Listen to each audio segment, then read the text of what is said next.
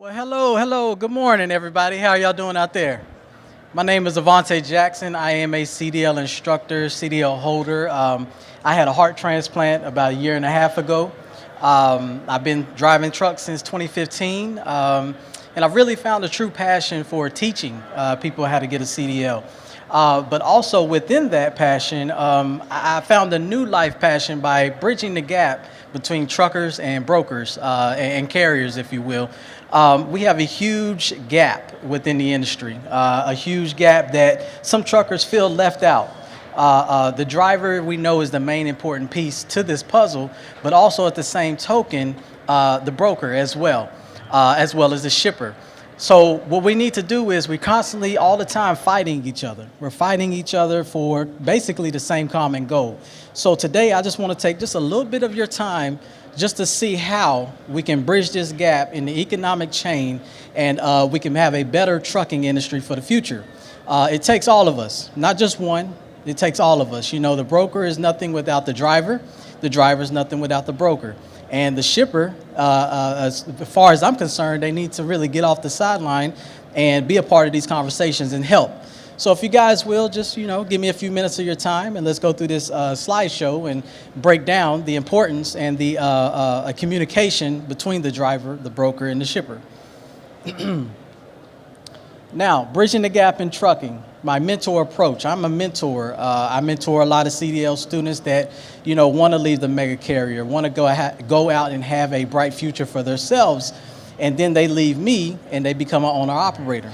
But they do not understand the business side of it. It's more than just driving a truck. It's more than just picking up a load. They got to understand the paperwork, how to conduct themselves, talking to a broker, proper broker etiquette. Sometimes you'll have truck drivers out there that'll just call and say, hey, how much is this rate? And then if the rate doesn't, really go within their favor, they want to hang up the phone. But what you have to realize is, and what I tell a lot of truck drivers out there as well, is you have to really bridge the gap. And the way that you bridge the gap is good communication. Good communication, strong communication equals a strong supply chain. Everyone depends on each other. Better relationships reduces stress and delay. So instead of just calling up a random broker on the load board, how about build a relationship with that driver? Or how about the driver build a relationship with that freight broker as well? So that way we will not have strong supply chain issues and everybody can depend on each other. So that means, guess what, guys? That means everybody will have a smooth freight flow, efficient freight flow. Breaching the broker-driver gap. Drivers feel unheard. Poor communication and stress. Turnover increases. How CDL Shorty helps. What I do is I teach the driver/broker communication. I explain rates and expectations. I show dispatch perspectives. Like I was saying earlier, there's more than just driving the truck. A lot of truck drivers out there don't know their cost per mile. So what they're actually doing is they're running their operation inefficiently, which means the whole conversation with the non-domicile, you can't really compete with someone out there that is not really running their trucking company efficiently, but you're trying to run your trucking company efficiently. So what that means is I teach the difference between rate per mile and cost per mile. A lot of truck drivers, they just go off of rate per mile. They don't go off of cost per mile, meaning how much does it cost to crank your truck up and run it down the road from point A to point B. A lot of truck drivers don't concentrate on that, so that's what I do, as well as communicate that with the broker. The broker knows how much that load is. The broker knows that, guess what? If they find a sucker that will take that load for the cheapest, but they won't, calculate their cost per mile, then at the end of the day, how does that help the truck driver? It helps the broker, it helps the shipper, but how does that help the truck driver? And also safety, because that's where safety comes into play as well. Meaning, if the broker and the shipper is just looking for the cheapest freight carrier, the cheapest driver, then guess what? That's where accidents come into play. That's where a lot of delays come into play, because how many times have a driver, especially now in this economy, how many times have a driver have been pulled over, stuck at a weigh station because they can't speak English or because their truck didn't pass an inspection? But guess what? The shipper didn't do their proper vetting to make sure that that truck driver can speak English and to make sure that that truck driver has a good CSA score or whatnot. Brokers do that, but I want to flip the script and I want to really have the shippers get off the sideline and have vetting tools for the brokers. Brokers vet the hell out of truck drivers, but shippers don't vet brokers. So that's where we have a lot of breakdown communication right there. Culture and safety compliance. Safety is a daily habit, not just a checklist. Training should be proactive. We should always be proactive in training, not just wait for the next accident. Or, God forbid, I want to go to extreme measures. So we don't just want to wait for the next Delilah to happen. You understand what I'm saying? So why not get in front of it and prevent it? And the way that you should get in front of it and prevent it is, I really want to start introducing laws to go into the DMV to actually teach people how to drive amongst truck drivers. I actually want to infiltrate the driver's ed within schools, so people can have a lot more knowledge on how to conduct themselves or drive or share the public roadway with semi-trucks.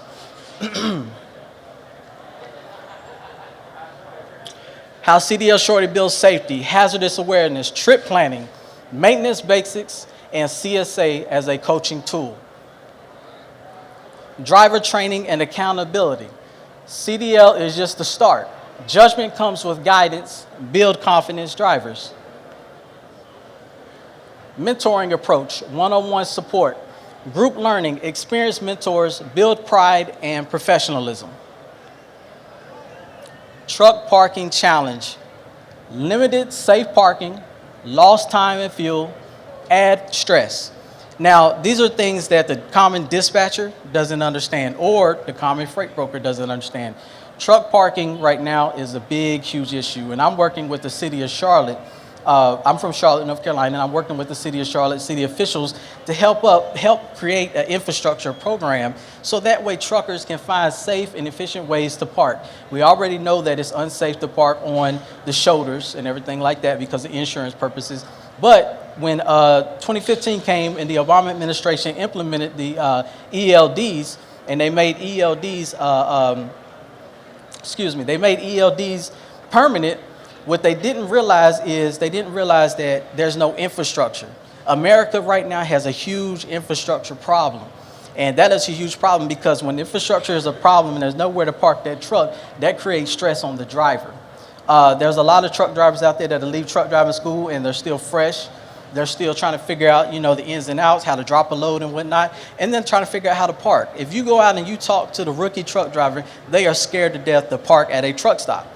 But see, the broker doesn't know that. The dispatcher doesn't know that. Also, with truck parking, let's say if I pick up a load and it has to be in Tennessee by tomorrow at 4 o'clock, what the dispatchers and the brokers will do is say, hey, we need you to get as close as you can as possible. Get up there so you can drop that load off. Now, on paper, it looks good, but guess what? Mr. and Mrs. Dispatcher, Mr. and Mrs. Broker, you guys go home every single day at 4 or 5 o'clock. We don't. So what I need to do is, for me, to find some good parking, find somewhere to eat at, take a good shower and get some good rest, and then I'll wake up in the morning, and what I'll do is I'll drop that load off in the morning. Still on time, but I'll drop that load off in the morning. So what I want to do is challenge all brokers and dispatchers to really, put yourself in the truck driver's shoes, as well as the truck driver put themselves in your shoes as well. And this is how we all can become better at what we do. Parking strategies. Plan stops early. Use apps and routing. Practice truck stop etiquette. Work with shippers. Technology that supports drivers.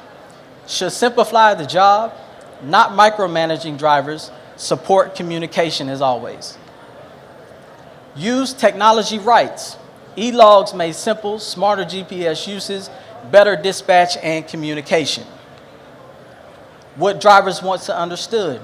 Hours of service limits, parking affects schedules, represent matters, respect matters, and drivers want partnerships. We truly want to partner with you guys. We don't want to be your enemies. We truly want to partner with you guys, but at the same token, it takes all of us. So we want you guys to partner with us as well. Life on the road, long days away from home, constant pressure, weather and safety risks, still keep America moving. Now I want to emphasize weather and safety risks. So how many of you guys see a huge pile up, huge crashes in the wintertime?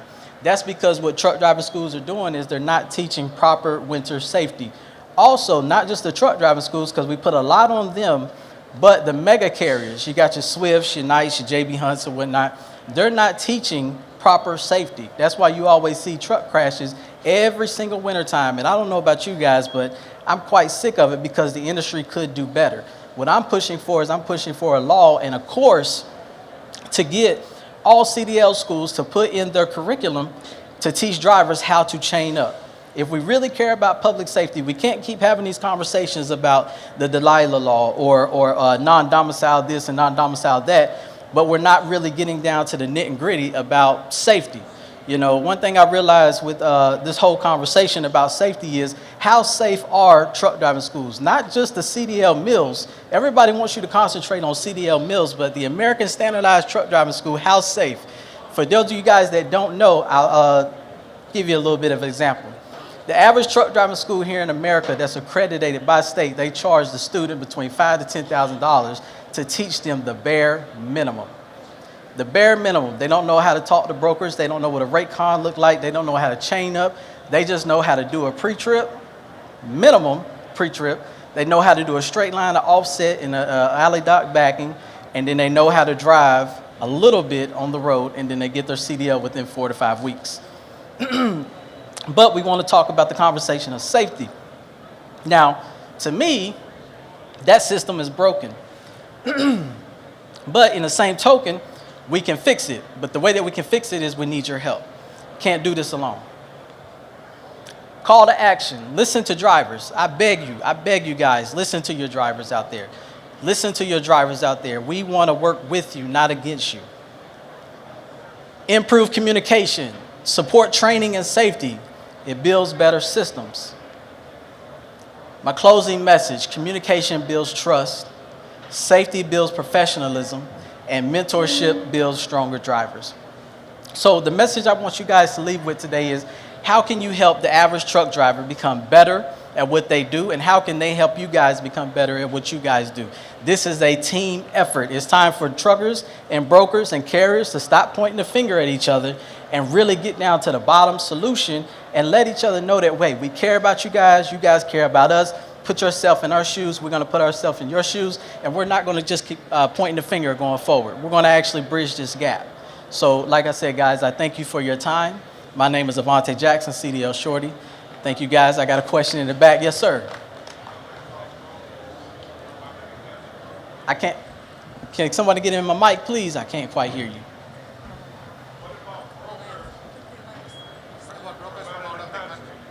I can't hear you. What about brokers? Brokers from out of, oh, okay. That's a good question. Thank you for that. So brokers out of the country, right now, that's one of the things about Corker, the Corker law, and actually the Delilah law is trying to crack down on these brokers out the country, because we can't say that, guess what, we got truck drivers that are not from this country, but we still have brokers operating from outside this country, which means that they still don't know the cost of living here in America, because their cost of living overseas might be quite different. Also, it is a huge language barrier as well. So, which creates freight fraud. So that's a good question. So I'm not for it. I want to crack down on it. I really do. But like I said, once again, we need your help. We need you to reach out to your local and state government representative, and let's get on the board and let's do something about it. Any other questions out there? Well, thank you guys for your time. And this is how you can stay connected with me. This is how you can reach out to me. I'm here for you guys. Oh, one more question. Yes, ma'am.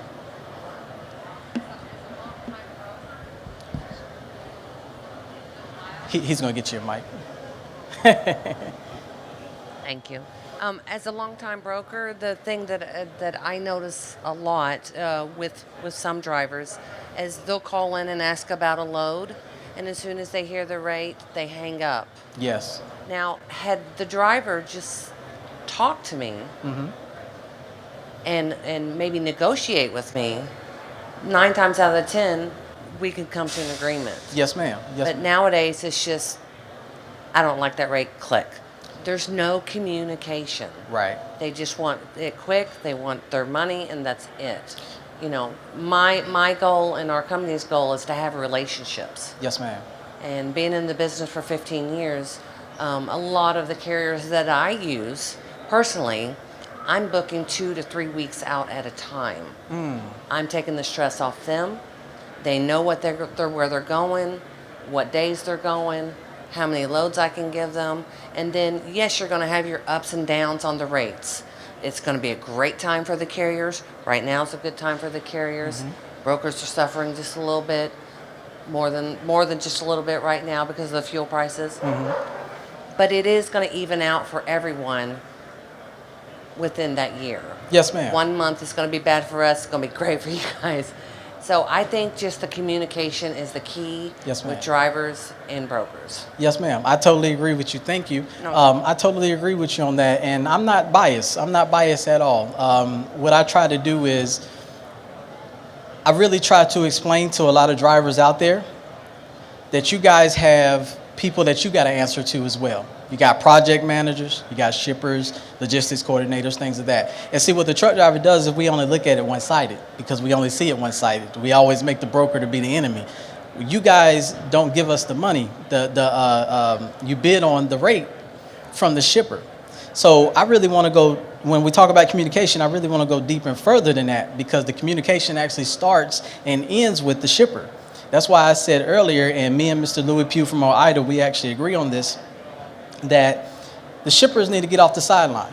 You know, they have a lot to do with this as well. And what I try to tell drivers is build that communication, but not just build that communication with your broker, your freight forwarder or whatnot, but really try to get out and build that communication with the logistics coordinator. Now, I know in some broker carrier agreements they can't do that, but in the same token, relationships go far.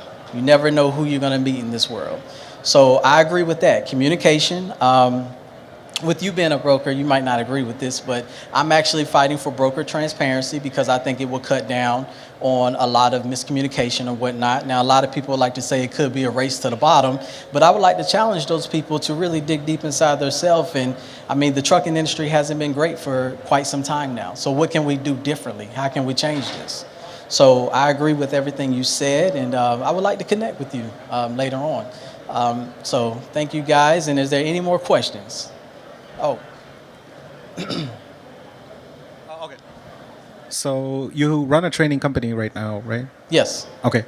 So when you're trying to talk all of this stuff to your, new generation of drivers trying to learn all of that, what are some of training challenges that you face with these people? Good question. Good question. Well, one of the biggest are business. When I try to break down the difference between a rate per mile and a cost per mile, I see a lot of them don't know proper business etiquette.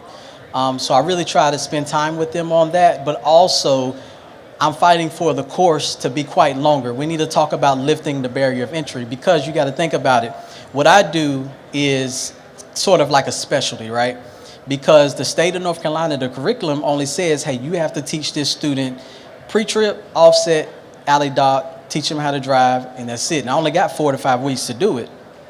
So the biggest challenge I have is trying to cram that stuff into their brain as well as, hey, when you become an owner operator, let's look at this. So that's the biggest challenge that I have from time to time. But the ones that want it, the ones that listen, yeah, I get through to them. And they keep my number. They stay in contact with me, and we'll go out and have lunch or dinner or something like that, and then I'm able to break it down to them more. And, hey, I'm a sponge as well. Some of my students teach me. I actually have a doctor that was in my class one time, and he taught me a few things. So, we all got to get off our high horse and come down and learn from each other. Because, like I said, once again, it takes all of us. Any other questions? I think your mic is off.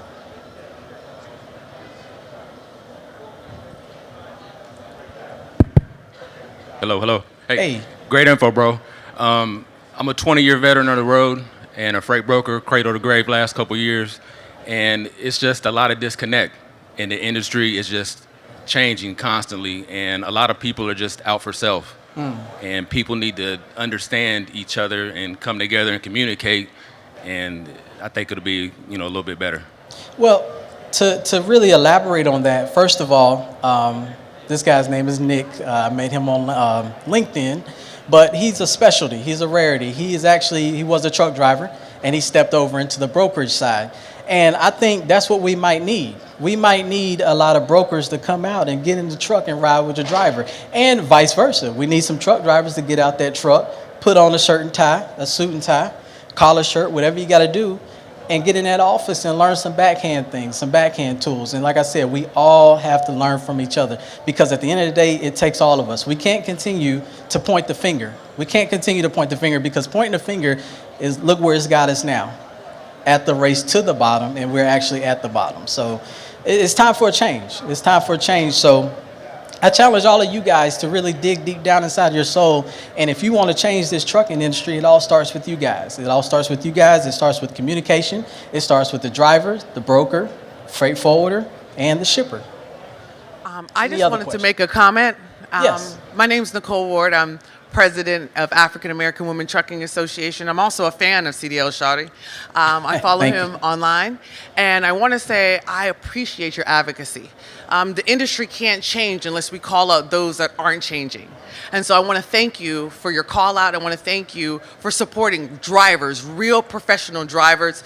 And if we could just give CDL Shorty a hand clap just for his advocacy in this industry. Because when I tell you nobody's doing what you're doing, and we appreciate you. Keep going, brother. We're here to support you. Thank you. Thank you. I appreciate that. I'm going to tell you what someone told me.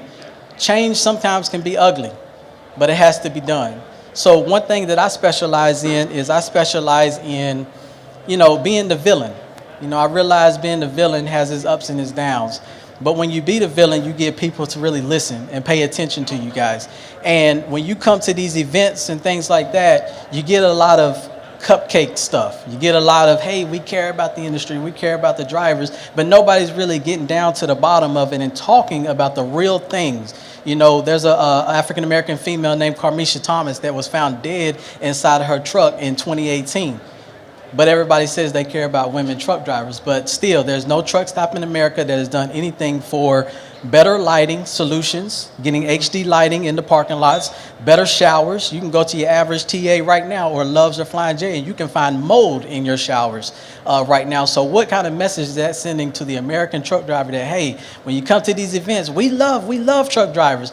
But you get in that truck and you get out on the road, and at the end of the day, you're tired, you're looking for a nice, clean, hot shower. You go to a shower and it's got mold in it. So not only do truckers got to deal with moldy showers, we got to deal with bad dieting, but then also we got to deal with bad brokers, freight fraud, cargo theft, and we got to deal with shippers that want to pay low and suppress the rates. Now, when we talk about pay low and suppress the rates, yeah, we need to talk about the economy, because when you do your research and everything, we've learned.